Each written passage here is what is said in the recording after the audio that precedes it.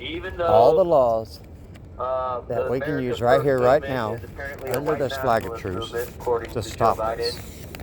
Okay. Even though MAGA is Anyways, a in the massive meantime, terrorist group, one of the biggest cells you'll that see we've that I seen put in ever there in the that you can country. take and mail them a white flag, And even make though bunches of Newsom is copies and trying mail it to to pass anybody a you have bill agreements with. outlawing Okay, whether it's your burial doctor, your lawyers, of your bodies, government, whoever. then they must All be right, used as and compost. put I didn't a know white religion cloth, movie Soil put and in Grain, a but like we have a lot of weird I things doubt to going dig, on but in this reality. a friend of mine made And a we bunch do of have a little lot of things toothpick to white flags celebrate. that I tape And onto those. Right, some of those just things mail are them a white flag and like just let them know that the I'm New here York to Rifle accept and their Pistol surrender. Association, All which is right, the Supreme Court. I'm here to accept their don't get surrender. permit to carry.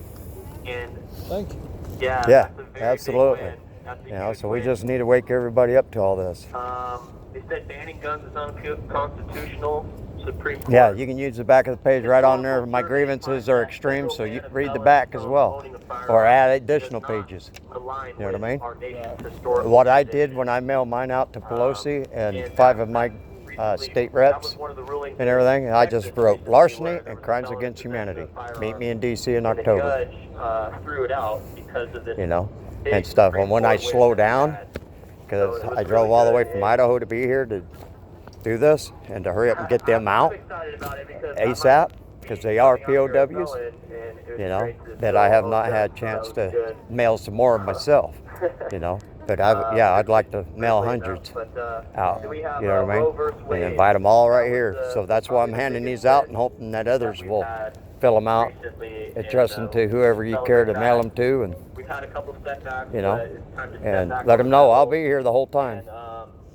Start taking it on state by state. You look for the white flag, see, because anybody else that holds up the white flag as high as possible above all other flags, let them come out and surrender to you. A little bit.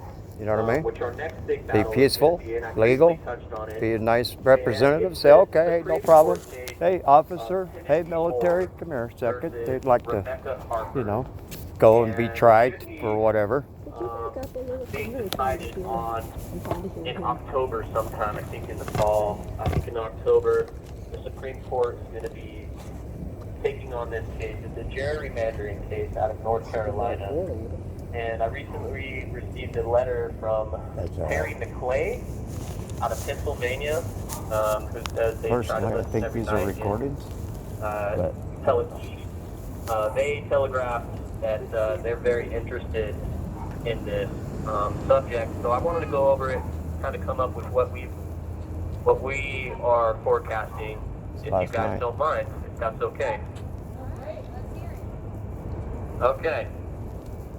So this case will show that the North Carolina Supreme Court erroneously usurped power from the state legislatures.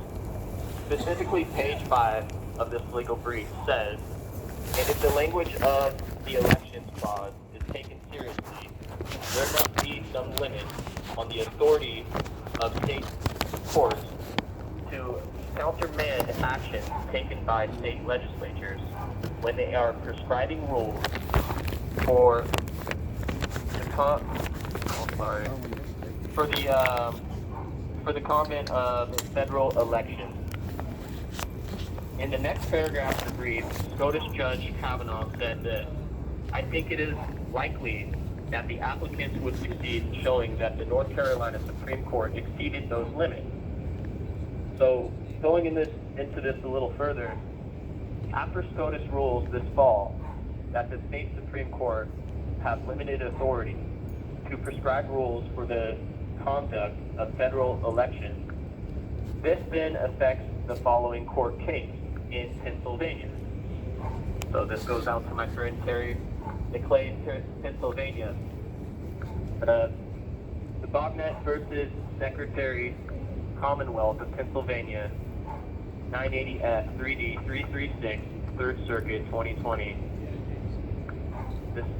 The summary section at the top of this case says, the Democratic Party argued that a combination of the COVID-19 pandemic and mail delivery delays made it difficult for absentee voters to timely return their ballots in the 2020 primary election.